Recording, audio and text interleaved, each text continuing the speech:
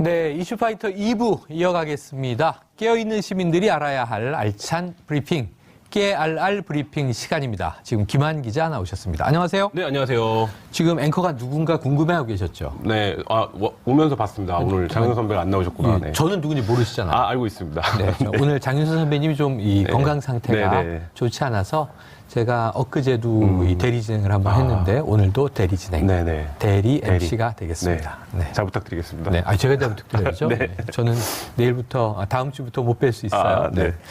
자, 그러면은, 오늘 이제 첫 번째 키워드부터 보죠. 뭔가요? 대법관 줄줄이 검사실로입니다.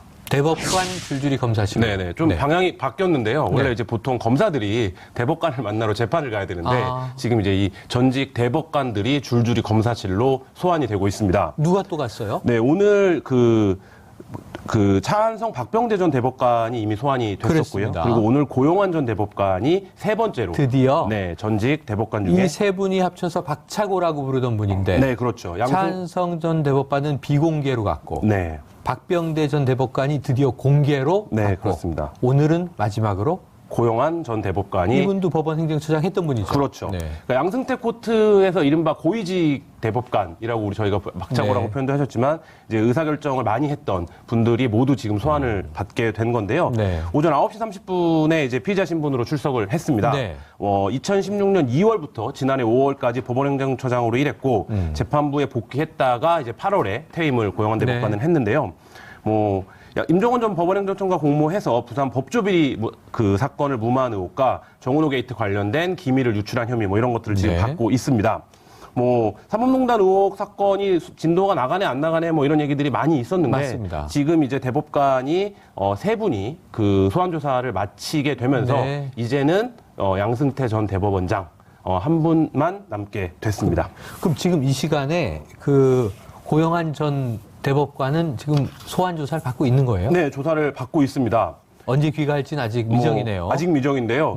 지금 그 검찰이 들여다봐야 되는 혐의를 지금 언론에 보도된 것만 한번 보죠. 추려도 13가지입니다. 그러니까 대략 어떤 겁니까? 중요한 게. 제가 제목만 읽어드리겠습니다. 헌법재판소 내부 사건 정보 수집했다는 혐의를 받고 있고요. 이건 박병대 전 대법관도 같았고. 헌법재판소장을 비난하는 법률신문의 기사 대필 게재와 관련해서 그 부적절한 행위를 했던 혐의를 또 받고 있습니다. 그리고 부산 비위판사 관련 재판 개입, 정은호 게이트 수사 상황 입수 및 수사 대응 방안 마련 지시, 그다음에 그 영장 청구서 사본 유출 등 법원 관련 수사나 재판에 개입한 혐의도 또 받고 있고요. 통합진보당 국회의원 행정소송 항소심 재판 개입, 통합진보당 비례대표 의원 항소심 재판 개입, 이런 혐의들도 받고 있고요. 그다음에 국제인권법연구회 인사모 와해를 위한 대응 방안 검토 지시, 그리고 차성한 박노수 판사 사찰 지시, 사법행정위원회 위원 선출 개입, 영장 재판 가이드라인 전달 이런 혐의들을 지금 받고 있는데 그야말로 사법행정과 관련된 총망라된 그 어떤 혐의를 지금 받고 있습니다. 자, 그럼 아까도 말씀하셨지만 이제 양승태 전 대법원장만 마지막 정점이죠. 남아서 이제 소환 초읽기다. 언제쯤 소환될지 예정이 있습니까? 지금 오늘자로 나오고 있는 검찰 안팎의 얘기들로는 연말까지는 이 사법비리 수사를 마무리 짓겠다 이런 계획인데 지금 이제 앞서 혐의들을 말씀드렸지만 이분들이 혐의가 하나하나가 다 만만치가 않습니다. 그리고 이 부분 관련해서 치열한 이제 이분들이 어쨌든 한국 사법행정의 최고위층 정점을 지내셨던 분들이기 때문에 치열한 법리 다툼이 예상이 되기 때문에 이 부분과 관련해서 좀 수사를 탄탄히 해야 될 필요성이 있어서 또 한쪽에서는 연말까지는 좀 어렵지 않겠느냐 이런 얘기도 나오고 있는데 사실 이 수사는 언제 끝나냐보다 양승태 전 대법원장이 언제 불려 나오냐 그게 이 부분이 관건입니다. 임종원 전 법원행정청장과 관련해서 보면 양승태 대법원장이 공모자로 40여 이상 언급이 되거든요. 이 부분과 관련해서 결국 이 모든 대법관들의 수사, 이 박차고라고 불리는 이 대법관들의 수사가 결국 양승태 대법원장과의 공모관계 속에서 진행된 것으로 지금 검찰은 보고 있는 겁니다. 그러니까 그 부분과 관련해서 사실 이제 거기가 핵심이라고 할 수 있습니다. 자, 앞으로 이 사법농단 아까 지금 이제 정리해 주셨지만 연내로 양승태 전 대법원장이 소환되는지 혹 또 내년 초로 미뤄지는지 한번 우리가 예의주시를 해봐야 될 것 같고요. 자, 두 번째 키워드는 뭔가요? 경사노위, 문성연의 눈물입니다. 아, 그래요? 네. 경사노위. 네. 이거 뭔가요? 요새 뉴스에서 경사노위 이렇게 많이 나와서 어제 많이 들었어요. 네, 무슨 경사가 났나 이런 경사가 생각 하실 났나? 수도 있을 텐데요. 경제사회노동위원회입니다. 아. 대통령 직속 기관으로 네네. 꾸려졌죠. 그래서 어제 대통령이 첫 회의에 참석을 했습니다. 네. 그래서 문재인 대통령이 굉장히 의미심장한 얘기를 했는데요. 경사노위가 법적으로는 대통령의 자문기구다. 네. 그런데 자문기구는 유명무실할 수도 있고 장식적 기구일 수도 있다. 네. 근데 최대한 힘을 실어주겠다. 의결기구라고 생각해달라. 뭐 이렇게 부탁을 했습니다. 힘을 실었네요. 네, 그렇죠. 그러니까 지금 이 경사노위가 그 노동계와 그다음에 네. 사용자들과 그다음에 이제 사회 시민사회들이 같이 참여를 해서 네네. 여러 가지 현안들을 노동 관련된 사회 관련된 현안들을 노동을 한다라는 건데요. 그러니까 논의를 한다라는 건데 이 부분과 관련해서 경사노위가 합의하면 국회도 반드시 존중해 줄 것이라고 믿는다. 이렇게 이제 대통령이 얘기를 했다라는 겁니다. 그러니까 지금 국회 수준이 이렇네 저렇네 국회가 어떻네 이런 말들이 많은데 국회도 이 경사노위에서 여러 주체들이 네. 합의를 이루면 그 합의를 반드시 좀 존중해달라 이런 당부를 그래요. 어제 대통령이 직접 자, 한 겁니다. 대통령 직속 자문기구인 네. 경제사회노동위원회. 예전에 노사정위원회가 있었잖아요. 그렇죠. 어떤 관계가 있나요? 그 정신을 사회적 대타협 정신을 좀 살린 거라고 볼 수 있는데요. 네. 노동 관련된 현안들과 관련해서 지금 사용자와 노동자들이 굉장히 여러 가지 사안에서 첨예하게 부딪히고 있습니다. 맞서고 있습니다. 네. 그러니까 문재인 정부 전체의 갈등 이슈 중에서도 이 부분이 상당 부분을 차지한다고 할 수 있는데요. 뭐 대표적으로 예를 들자면 뭐 최저임금 관련 문제들이 있었고요. 네. 그다음 52시간 근무를 둘러싼 그렇죠. 네, 문제들 그리고 최근에 이제 많이 등장하는 뭐 탄력 근로제 관련 탄력근로제. 네. 뭐 이런 부분들인데 이 부분들을 또 이제 종합적으로 사회적 합의를 통해서 해결하자 뭐 이런 차원입니다. 그렇습니다. 자, 기존의 노사정의, 노동계, 그리고 이제 사용자 측, 네. 정부 이렇게 3주체였다면 여기 보니까 뭐 청년, 여성, 네. 또 비정규직, 소상공인 이젠 더 많이 이제 네. 트랙이 늘었더군요. 네네. 각자의 이해를 대변하기 그래서 어제 위해서. 사진 찍힌 걸 보니까 네. 보통 이제 정부위원회를 하면 5, 60대 남성들만 네네. 많이 보이는데 어제 사진에는 뭐 청년도 참여를 했고 여성들도 많이 있고 이래서 그래요. 굉장히 좀 이전에 다른 정부 산하위원회에 비해서는 좀 네. 다양한 계층들이 참여하고 있구나 이런 것들이 좀 상징적으로 근데 드러났습니다. 지금 마지막 단추 하나가 남아있더라고요. 그러니까 그렇죠. 18명이 위원인데 네. 17명만 자리를 했어요. 네. 비어있는 한 자리 어디입니까? 네, 민주노총인데요. 왜 안 들어왔습니까? 그래서 이제 문성현의 눈물이라고 제목을 뽑아봤는데요. 문성현 위원장 별명이 혹시 뭔지 아십니까? 문성현 위원장, 네. 지금 이제 이 경산노위 노위의 위원장 위원장이죠. 네. 모릅니다. 문전투입니다. 문전투 네, 30년간 이제 노동운동을 해오면서 굉장히 장군이군요. 네, 전투적인 노동운동을 해온 대표적인 한국 노동계 민주노총 출신 네. 인사라고 할 수 있는데 이 문성현 위원장이 위원장을 맡았지만 막상 네. 본인의 친정이라고 할 수 있는 민주노총은 지금 참여를 안 하고 그랬네요. 있는 상황인 거죠. 그러니까 이 부분과 관련해서 문성현 그 위원장이 굉장히 아쉬움을 표했습니다. 그리고 지금 민주노총 내부에서도 여러 가지 의견들이 있습니다. 네. 그러니까 다시 못 올 기회에 참여를 해서 어떤 수준이 됐건 그 민주노총의 의견을 관철을 네. 시켜나가는 사회적 합의에 참여해야 된다. 네. 이런 입장이 있고 또 한쪽에서는 여전히 경사노위가 그 노동계를 들러리 세우고 있다. 뭐 이런 이제 비판도 제기되고 있는 거죠. 네네. 그래서 이 부분과 관련해서 결국 민주노총 참여가 어려워졌는데 현재는 그래서 문성현 위원장이 이 부분에 대해서 굉장히 좀 아쉬움을 어제 표하기도 네. 했습니다. 근데 문성현 위원장 중에 오늘 또 보도에서 많이 좀 회자가 되고 있는 내용이 네. 촬영 산맥 뭐 이북, 네네. 촬영 산맥 이남 이런 네. 얘기가 있더라고요. 네, 이거 그렇습니다. 무슨 얘기예요? 공익위원으로 참여한 김진 변호사가 이제 했던 재미난 얘기인데요. 네네. 김진 변호사가 그 쟁의행위 관련 손해배상 사건을 몇 년 전에 전수조사를 했었다는 거예요. 쟁의행위라 하면 이제 노동계 쪽에서 그렇죠. 회사와 노사관계에서 소송을 네, 하는 문제가 거죠. 있었다라는. 네. 그래서 그거를 보니 촬영 산맥 이북은 모두 김선수 변호사, 지금 현재 대법관이죠. 네, 이분도 그렇죠. 이제 될 때 굉장히 좀 그 야당과 뭐 시끌시끌했죠. 반대가 많았는데요. 네. 이 김선수 변호사가 촬영 산맥 이북의 사건을 모두 담당했고 노동쟁의 관련한 네. 소송은 촬영 산맥 이남의 사건은 모두 문재인 변호사가 담당을 했었더라. 네, 이렇게 네. 얘기를 했는데 이 얘기를 들은 그 청와대에서 이 얘기를 좀 널리 알려달라. 이렇게 지금 이제 노동계와 네. 갈등을 빚고 있는 것처럼 많이 보도가 되고 있기 때문에 네.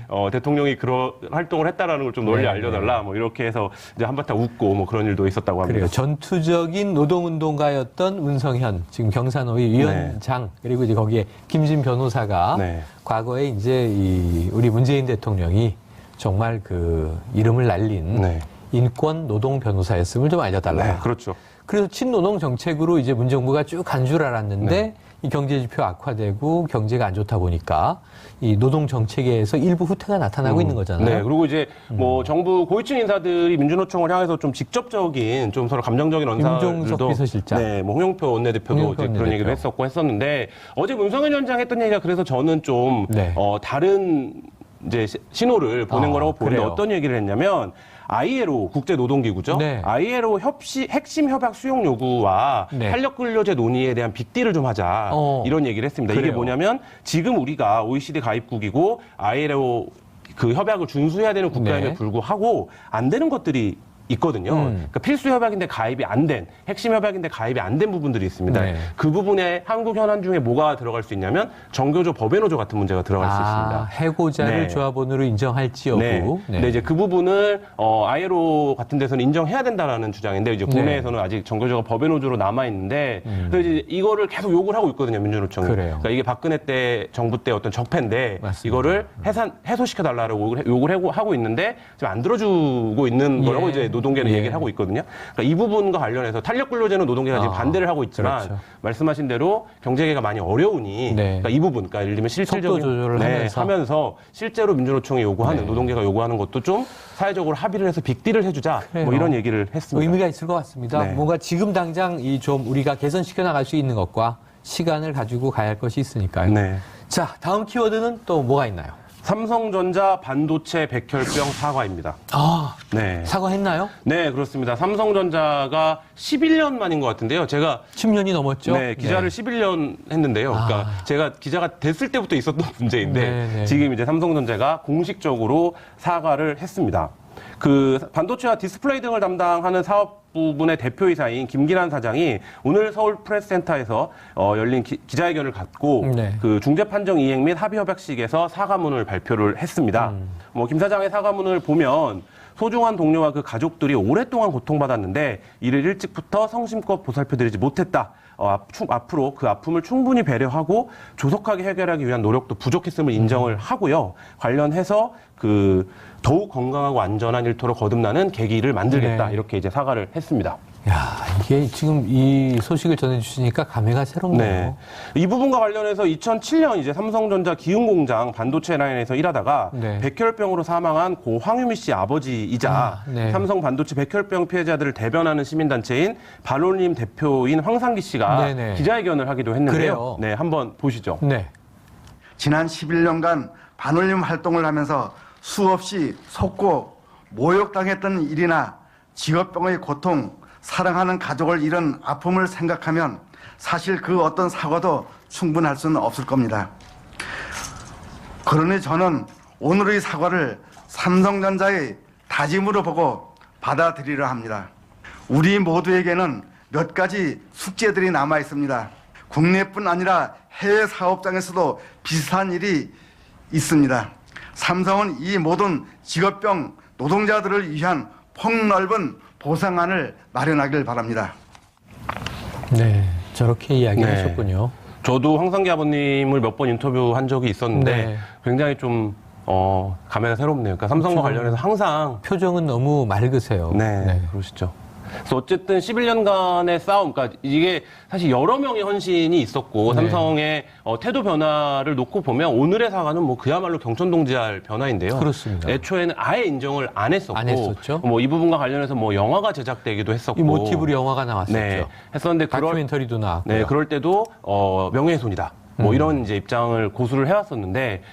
이게 중재위를 거쳐서 어쨌든 이 11년 만에 삼성이 책임을 인정을 하고 그 부분에 대한 보상을 약속을 하면서 일단 일단락이 지어지게 됐고 그 황상기 아버님의 말씀처럼 국내나 해외 비슷한 피해자들이 또 많이 있습니다. 그래서 우리가 경제 성장을 워낙에 중요하게 생각하다 보니까 이 노동 환경에서의 안전이나 보건성 문제 같은 것들을 사실 좀 돌보지 못하고 덜 그거에 대해 소홀한 뭐 이런 이제 측면들이 없지 않아 있어 왔는데요. 그 부분들에 대해서 한국 사회가 좀 총체적으로 그 점검이나 반성하는 계기가 되면 어떨까 뭐 이런 생각도 해봅니다. 네. 정말 이게 남 얘기 같지가 않네요. 짠한 얘기네요. 근데 아까 이제 황 대표님 이야기, 네. 그 해외에 똑같은 일을 당한 피해자들에게도 보상이 이루어지길 바란다. 삼성에서 나온 보상책 같은 게 있습니까? 지금 보상 방안 논의는 제3의 독립기관에 맡기기로 했는데요. 아, 그래요? 법무법인 지평이 맡을 것으로 보입니다. 그 위원장은 지평에 이제 김지영 대표 변호사가 맡기로 했는데요. 정부가 세부 사항을 뭐 정해야겠지만 2028년까지 보상을 해 나갈 최대한의 지원을 다하겠다. 뭐 이렇게 얘기를 했고요. 네. 500억 규모의 산업안전보건발전기금도 예. 삼성이 출연하기로 했습니다. 그래서 이거에 대한 사용은 한국산업안전보건공단에 위탁하기로 했고요. 네. 이 보상 대상은 삼성전자 기흥사업장의 이제 1라인이라고 하는데요. 네. 여기가 이제 준공된 이후 1984년 5월 17일입니다. 이 이후에 반도체와 LCD 생산 라인에서 1년 이상 근무했던 현직자와 퇴직자 전원을 네. 이제 대상으로 하기로 했습니다. 아하. 보상액은 아무래도 이제 개개인마다 다를 수밖에 없는데요. 그렇죠. 근무 장소, 뭐 근속 기간, 질병 정도 뭐 이런 네. 것들을 고려해서 산정을 하되 백혈병의 경우에는 최대한 1억 5천만 원 정도가 네. 지급될 수 있도록 뭐 이렇게 지금 세부 기준이 마련되고 있는 것으로 알려지고 있습니다. 그래요. 참 오랜 소송전과 그야말로 이제 기업의 몰인정, 불인정의 결과 싸움이 길어졌었는데 11년 만에 네. 10년이 넘어서 이제서야 이제 사과를 받아냈다. 정말 저 가족들은 얼마나 감회가 그렇죠. 색다를까? 제가 올 여름에도 이제 마지막에 농성을 하실 때도 예. 굉장히 오래 더웠잖아요. 예. 그때 이제 삼성 본관 앞에서 농성하실 때 한번 그 피해자들을 한번 뵀었었는데 한국에서 어쨌든 이 산업 관련된 재해나 안전 관련된 질병에 굉장히 이제 논의가 취약했었는데 좀 그 전기가 마련되기를 기대해 봅니다. 어떤 경우라도 이 마음이 뭐 좋을 것이다라고 우리가 말씀드릴 수는 없을 것 같아요. 또 돈으로 보상할 수 없는 예, 세월이죠. 너무나 사실. 아프실 것 같은데 그럼에도 불구하고 정말 이 싸움을 이겨내셨다고 하는 건 상징적으로 네. 미래 노동자들을 위해서 참 큰일 하신 것이다. 이런 말씀을 꼭 드리고 감사를 드리고 싶습니다. 네. 자, 김영희 다음 키워드는요? 3가지 키워드밖에 없는데 너무한 거 아니에요? 그리고 4가지를 앞으로는 이렇게 주머니에 좀 여분을 여분을, 가지고 네. 여분이 필요해요. 알겠습니다. 왜냐하면 시간은 늘어날 네. 수도 있고 줄어들 수 있는 거기 그렇죠. 때문에. 네. 자, 하지만 오늘 정말 알찬 3가지 뉴스 저는 모두 다 감동을 받았네요. 예, 오늘 김한 기자님 좋은 소식 고맙습니다. 네, 감사합니다.